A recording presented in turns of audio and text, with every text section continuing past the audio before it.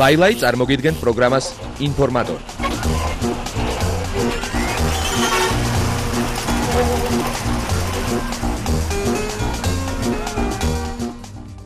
დღის განმავლობაში მომხდარი საინტერესო სიახლეებით 8 ოქტომბრის ამბებით ეთერშია პროგრამა ინფორმატორის 22 საათიანი გამოშვება ლაილაისთან ერთად. დღეს პროგრამაში გვაქვს ჯაბა ქარსელაძე ახალ ვიდეო კლიპს აცნობს ქართულ საზოგადოებას. ქართულ შოუ-ბიზნესში პირველი ვებ-კლიპი გაჩნდა. სტეფანე კლიპის რეჟისორის ამპლუაში.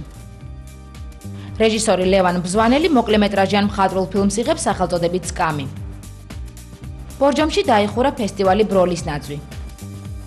ამ და სხვა საინტერესო სიახლეებით ვაგრძელებთ პროგრამა ინფორმატორს. ჯერ ქართულ შოუ-ბიზნესში მომხდარ ამბებს გავეცნათ.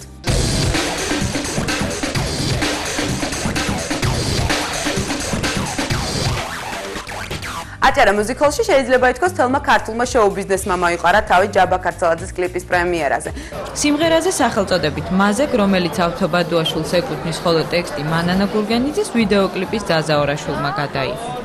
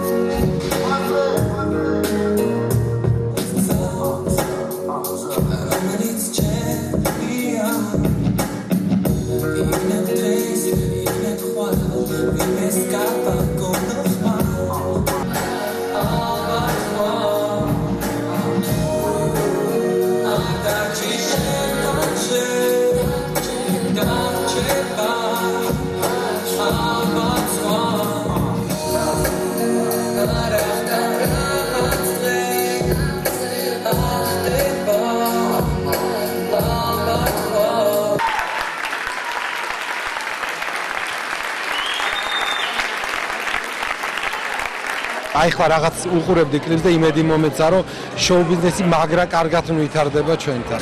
და მე ვფიქრობ რომ ეს ჯაბა ცხოვრებაში ეს არის ერთ-ერთი ძალიან ჩვეულებრივი ეტაპი, რა თქმა უნდა წარმატებული და მე ვფიქრობ რომ ძალიან დიდი წვლილი არის ამაში ნატო დუმბაძის, იცის ყველამ რომ ეს არის ძალიან წარმატებული, ძალიან ჭკვიანი პროდიუსერი. მინდა უსურვო წარმატებები, მაგრამ პირველ რიგში მინდა მიულოცო მაინც არ ეწყინებოდ ნატო დუმბაძეს, იმიტომ რომ ჩემი კოლეგაა, ჩემი მეგობარია და მე ვფიქრობ, რომ ჯაბაში ძალიან კარდინალური ცვლილებები მოახდინა. ულოცავ ყველას, ვინც მიიღო მონაწილეობა ამ პატარა პროექტში და უსურვებ დიდ წარმატებებს. ძალიან კარგი იდეაა, მე ძალიან მომწონს თვითონ იდეა კლიპში და წარმატებებს უსურვებ. მომეწონა და გზამინდა დაულოცო ქართულ ხით პარადებში ამ კლიპს.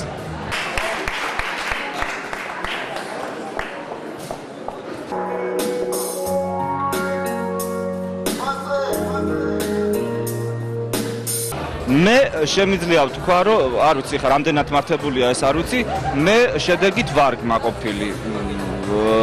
მე კმაყოფილი ვარ თვითონ მომღერლით, იმიტომ რომ ჯაბას იცით მაყურებელმაც იცის რომ სხვა სახით იყო წარდგენილი სხვა კლიპების მეშვეობით მაყურებლის წინაშე და ამ კლიპით აბსოლუტურად სხვა ჯაბა ქარსელაძეა და რა ძალიან ხმამაღლად რო ვთქვა რომ ყველაფერმა გაამართლა ესე ცხოვრებაში არ არსებობს და მე ვფიქრობ რომ წარმატებული მაინც არის ყველაფერი.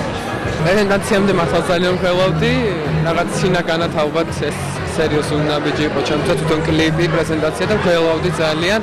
თუმცა კლიპის გაშვების შემდეგ ეს ხელო რაღაცნაირად დიდ სიამოვნებაში და ალბათ დიდ რაღაც კარგ ცნობაში გადაიზარდა, რომ აი მართლა ხალხს მოეწონა და შენ კლიპზე ტაში დაუკვეს ეს უდიდესი გრძნობა, რომ ყველა ხელოვანისთვის და მომღერლისთვის.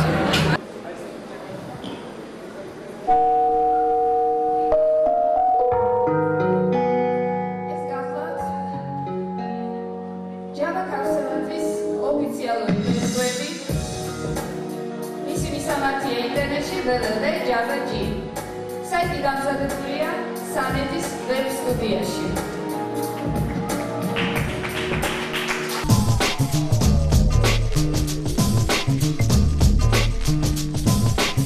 რეჟისორმა ლევან ბზანელმა დაიწყო გადაღებები მოკლემეტრაჟიანი მხატვრული ფილმისა სახელწოდებით სკამი. მთავარი პერსონაჟი, რომელსაც ზაზა პაპუაშვილი ასრულებს, უსახლკაროა და ის შემთხვევით ტიპოვის სკამს, რომელიც რადიკალურად შეცვლის მის ცხოვრებას. ასეთი უცნაურობების მოხდენა შეუძლია თურმე სკამს.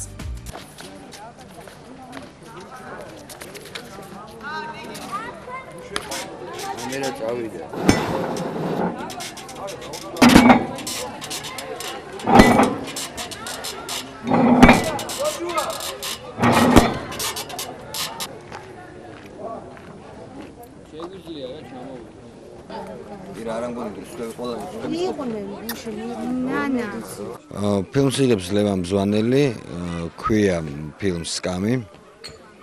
ეს იქნება მოკლემეტრაჟიანი ფილმი, რომელსაც იღებენ ფირზე. პულივიზატორი მაიტანე? მაიტა შევღებო. რატომღაც როგორც სახიობი მოვეწონე, უბრალოდ არ სახიობაზე არ ლაპარაკი, როლი დიდი არ არის აქ არაფერი.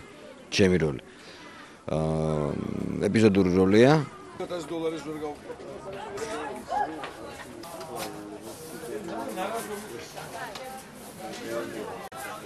ბევრი ქართველი მსახიობია დაკავებული, ჩემგან განსხვავებით პროფესიონალი. მთავარ როლში არის ზაზა პაპუაშვილი და ფილმი არის, ამბავი არის ერთ ადამიანზე, რუსები რომ იტყვიან ბომჟზე, რომელიც პოულობს სკამს და ამ სკამის ამბავია რაღაც უჩინო და დაბიო, როგორ ხდება ეს ყოყოჩი ადამიანი და მე ყველაფერი აღმოჩნდება, რომ ეს ყველაფერი თუნდაც მოხდა სიზმრში. მე ვთამაშობ ერთ-ერთ ძალიან აქტიურ ქალს, რომელიც დგას ამ რიგში და მოყავს ქმარი, რომ სამსახური უშოვოს. აი ესეთი ის არის და ძალიან კარგი სიტუაცია, ჩემი კოლეგები კვლავ გადაღების მოედანზე რომ შევხვდით ერთმანეთს, გოგია ქავთარაძე, გოგა პიპინაშვილი, ჩემი უსაყვარლესი პარტნიორი ტრისტან სალარიძე და რა ვიცი, არ მინდა ვინმე გამომჩეს და ყველა კარგი განწყობა, კარგი სიტუაციაა და ნახოთ ფილმი რა გამოვა, როდესაც ასეთი კარგი სიტუაცია, ალბათ ცუდი არ უნდა გამოვიდეს წესით. გადაღები უკვე რამოდენიმე დღეა დაწყებული არის. ძირითადად გადაღები მიმდინარეობს აქ, ამ ტერიტორიაზე, სკოლის ტერიტორიაზე. და ეს მასიური სცენები, ძირითადად ნაწილი გადაღები მიმდინარეობს აქ.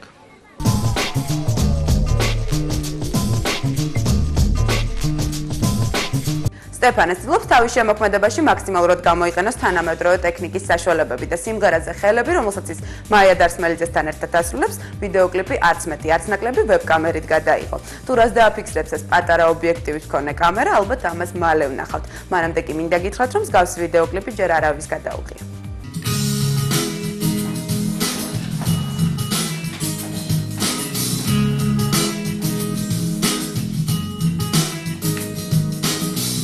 ყოველ დღე ხდება ძალიან საინტერესო რაღაცები, ანუ ჩვენ გართობა ძირითადად სახში ხდება და მომივიდა იდეა იქიდან, რომ ეს კამერა უბრალოდ იდო ესე და ერთხელ მომინდა ჩართვა მუსიკაზე. მივხვდი, რომ თვითონ ვებკამერას მსოფლიოში მე რამდენთაც ვიცი, არ არის პრეცედენტი, რომ ვინმეს გადაეღო საერთოდ კლიპი ვებკამერაზე, იმიტომ რომ ალბათ აზერეთაც არ მოუვიდოდათ ეს კლიპი ფაქტიურად არაფერი არ დაჯდა, თუ არ ჩავთვლით კამერის გადასახადს, ხო? უბრალოდ ფაქტურა მომეწონა ძალიან და გავაკეთეთ ასეთი, მე ვფიქრობ საკმაოდ ორიგინალური კლიპი და დანარჩენს ალბათ მაყურებელი შეაფასებს.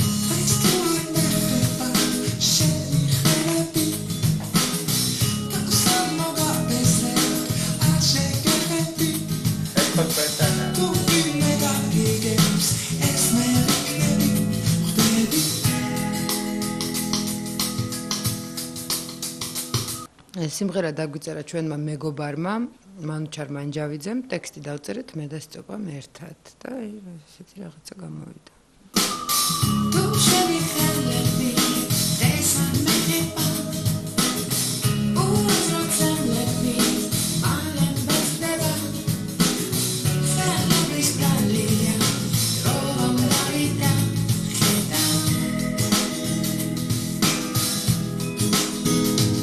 სპეციალურად და წინასწარ მომზადებით და ისე არ ყოფილა მოხდა ის რაც ხდება ყოველთვის ჩვენთან.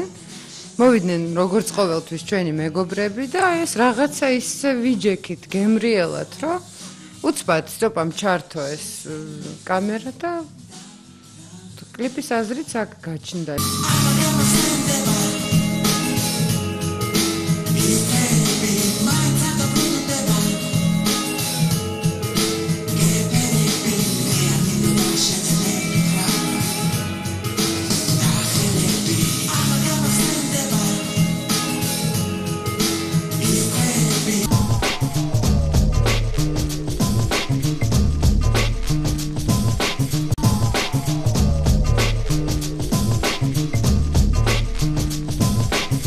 ბორჯომში დაიხურა ყოველწლიური მუსიკალური ფესტივალი ოქროს ნაძვი, რომელიც 4 დღის განმავლობაში მიმდინარეობდა. სხვათა შორის ფესტივალის დახურვა 4 ოქტომბერი დაემთხვა ბორჯომ ქალაქობას და ამ დღეს გაიხსნა ქუჩის ბიჭების სახელობის უსახლკარო ბავშვთა სახლი.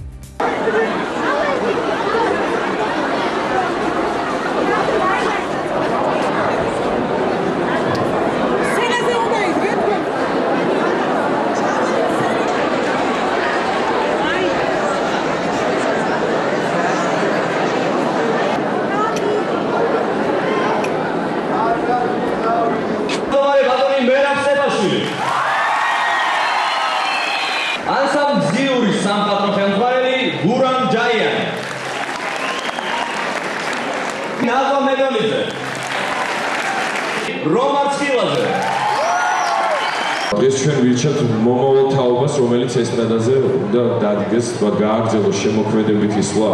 ზევით და მე ძალიან მიხარია, რომ ეს ჩემს ქალაქში ხდება, ჩემს მეგობრების წრეში ხდება და მე ყველას გეფერებით უღმეს მადლობას ვუხდი. ჩვენ სტუმრებს აპლოდისმენტები გხავთ.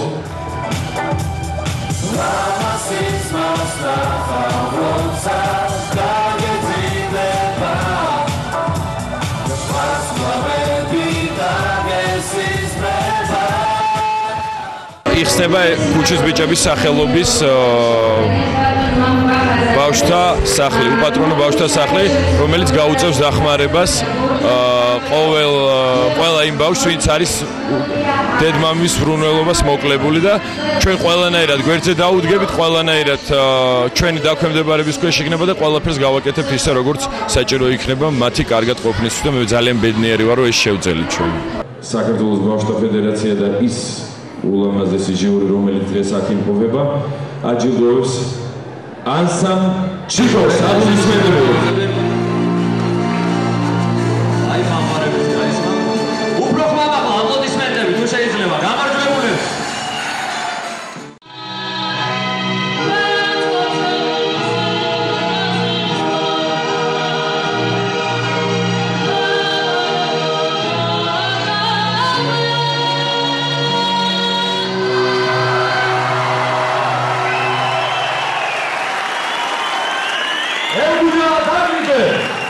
მინდა გულისკივილი თქვა ერთი რამ, რომ სამწუხაროდ ცოტა ბავშვები იყო ამ წელს ისეთი, რომელიც თქვა ჩაითვლებოდა ძლიერად.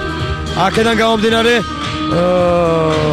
გრან-პრი მე ვფიქრობ, რომ არავის არ ეკუთვნოდა და არც გავგვიცია არავის რა.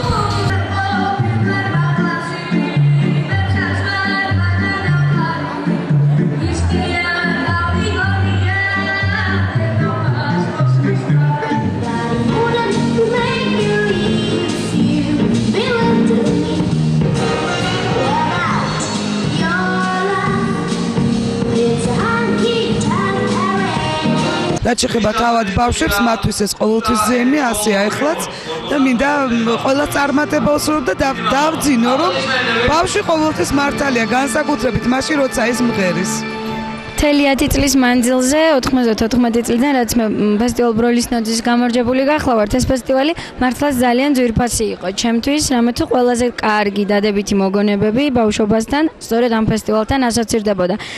ძალიან დიდია ჩემი სიხარული, რომ ყოველივე ამას დღეს მე ვხემძღვანელობ და ვქმნი ისეთივე ლამაზ და კეთილ გარემოს, ყოველ შემთხვევაში ესე ვცდილობ, რომ ასევე კარგად დაამახსოვრდეთ ბავშვებს.